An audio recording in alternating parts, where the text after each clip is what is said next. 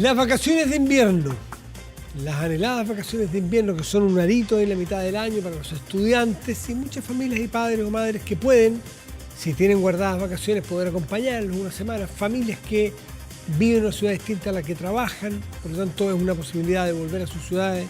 En fin, hay movimiento en las vacaciones de invierno tradicionalmente.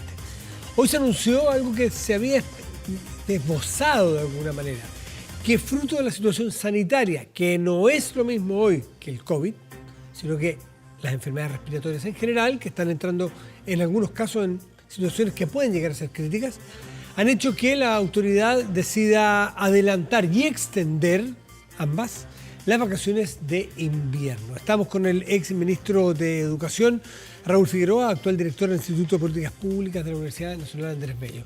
Raúl, buenas noches, gracias por estar aquí. Buenas noches, Matías, gracias. ¿Qué tal les parece esta medida? Habiendo estado sentado en esa silla, conociendo las dificultades de estas decisiones, habiendo vivido la pandemia en el ministerio, ¿qué tal le pareció esta medida de adelantar las vacaciones? A ver, es una medida compleja que yo creo que hay que analizarla en un contexto bien amplio. Primero, despejar. Yo creo que efectivamente adelantar las vacaciones, si acaso las condiciones sanitarias lo exigen, es una medida que está disponible y se ha usado otras veces en distintos contextos. Creo que lo complejo acá no es tanto el haber adelantado las vacaciones, sino que fundamentalmente extender las vacaciones, porque ahí entramos en un ámbito diferente, donde la urgencia de recuperar los aprendizajes, la urgencia de recuperar el desarrollo socioemocional de los jóvenes, que es algo que ha quedado en absoluta evidencia, se deja de lado, donde declaraciones importantes que hizo en su minuto el presidente Boric, como que las escuelas iban a ser lo último en cerrarse frente a la situación sanitaria, se deja de cumplir, donde se toman además medidas en extremo centralistas, digamos, muy rígidas, sin ninguna pertinencia territorial.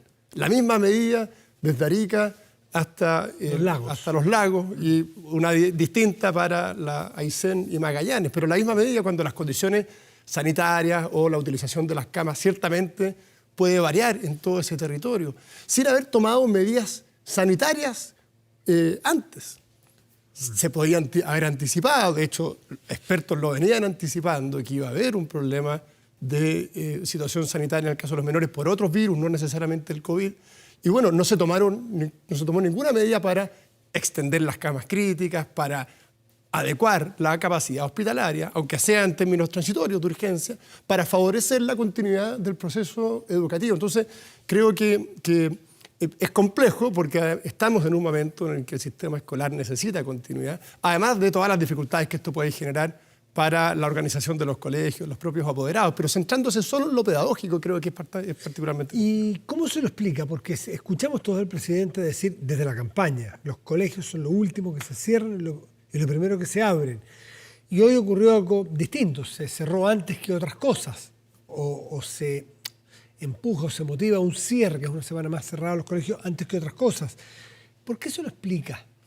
A ver, yo creo que primero, claro, es una señal muy negativa que la primera reacción frente a cualquier dificultad, por compleja que sea echarle mano a las escuelas y cerrarlas. Porque uno podría decir, bueno, por último, ¿por qué no se trasladó a un mecanismo a distancia, donde los colegios ya tienen cierta experiencia? Ni siquiera se les abre la posibilidad que puedan seguir con educación a distancia. Entonces da la impresión que el bienestar de los niños quedó totalmente de lado y empezamos entonces a acostumbrarnos a utilizar los colegios como una herramienta sanitaria. Y eso yo creo que es un error tremendo. ¿Quiere decir con esto, o leo, no sé si leo bien en sus palabras, que teme a que esto sea una moneda de cambio más habitual que frente a alguna otra emergencia de algún tipo sea el cierre de los colegios, claro, como una medida fácil, un gatillo fácil? Efectivamente, yo creo que ¿A eso se refiere? A eso me refiero, que pasa a ser mucho más, en vez de tomar medidas, por ejemplo, de cómo expandimos el sistema sanitario y ampliamos las camas críticas, es mucho más fácil, entre comillas, aplicar el botón, cerremos las escuelas.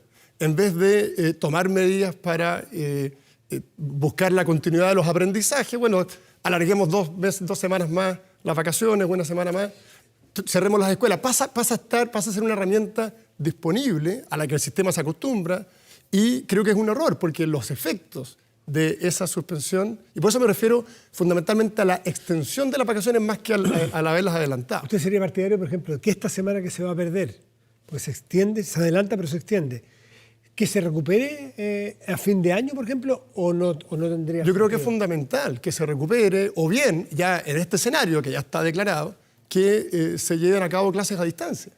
Pero ¿cuál es la razón? Yo creo que acá falta hacerse ciertas preguntas. Habría que preguntarle a las autoridades cuál es la razón. Cuando Chile tuvo 2 años, 1 año y medio, dependiendo de los colegios, de experiencia de educación a distancia, con todos los problemas que tiene, ¿cuál es la razón para no aprovechar, por ejemplo, esa posibilidad? Porque genera mucho más inequidad, al menos. Quizás esa es la respuesta. Claro, pero no todos tienen acceso a eso. Bueno, es cierto, pero genera mucho más daño que ningún niño tenga acceso al proceso educativo. Entonces de nuevo, eso nos lleva a lo primero. Lo que tendrían que haber hecho las autoridades era haber previsto esta situación y haber tomado medidas sanitarias adecuadas. Haber expandido, por ejemplo, las camas críticas. ¿Y el hibridaje? ¿Es una medida que habría que evaluar, por ejemplo, para el momento en que se vuelva? Se va a volver a terminando, pero en el corazón de julio, donde todavía estamos en invierno, en la profundidad del invierno, si se quiere. Habría que ir evaluando con tiempo, porque en una de esas nos encontramos con que, los niños se van a quedar no necesariamente en sus casas como en la pandemia, para salir a las plazas, a un parque, los que pueden ir a un cine con sus padres o sus madres. Por lo tanto, no va a haber necesariamente aislamiento social. O sea, es decir, puede que tengamos alguna emergencia sanitaria hacia el 25 de julio, cuando vuelvan.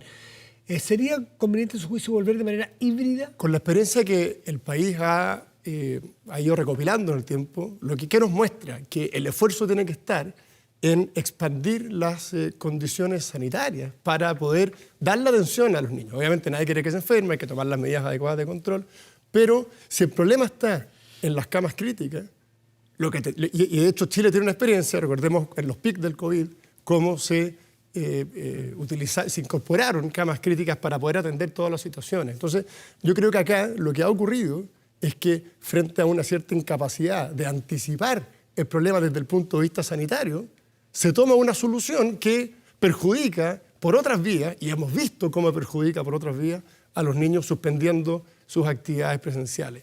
Y creo que algo muy complejo es que se puede generar una conducta casi permanente, porque tratándose de un virus que no es el COVID, que es un virus estacional, que se tiende a repetir todos los años. Pero más complicado que el año anterior, justamente porque en la pandemia estos otros virus no aparecieron. No aparecieron, hay temas de defensa, yo no soy experto en esas materias, pero efectivamente ahora hay más casos. Entonces, pero insisto, esto tiene que tratarse yo creo que el Ministerio de Salud tiene que aquí entregar soluciones mucho más concretas que tienen que ver con cómo ampliar la capacidad hospitalaria, aunque sea por este periodo.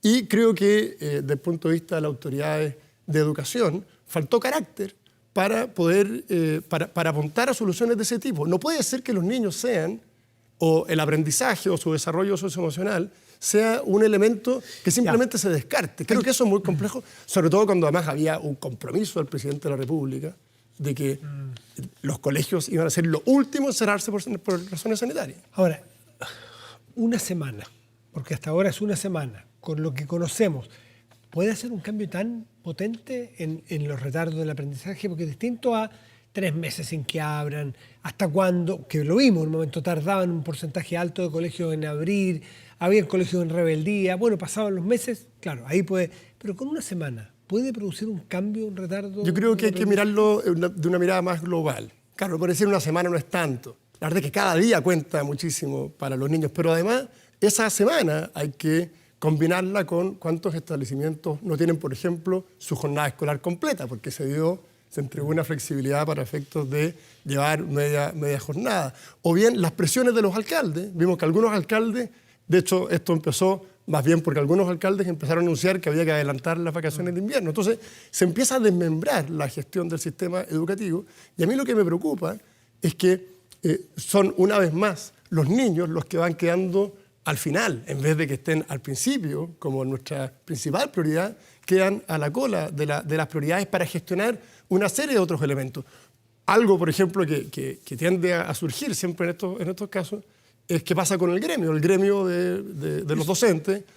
Una vez más, aprovechó este momento para criticar lo que ha sido todo el retorno a clases durante este año. Criticaron esta gestión suya de que volvieron antes de tiempo clase los colegios, que se apresuraron, y esto provocó problemas no desde el punto de vista sanitario de los virus respiratorios, sino en salud mental, violencia, por ejemplo. ¿Los culparon a ustedes? Yo creo que es todo lo contrario, porque la violencia y el problema de desarrollo socioemocional, de aprendizaje socioemocional, se produjo fundamentalmente, y hay mucha evidencia en ese sentido, por el aislamiento de los niños, por la falta de sociabilidad. ¿No había que salir de manera más pausada del aislamiento? Claro, pero se hizo tremendo, con una gradualidad enorme. Recordemos que el primer inicio masivo de clases fue en marzo del año 2021.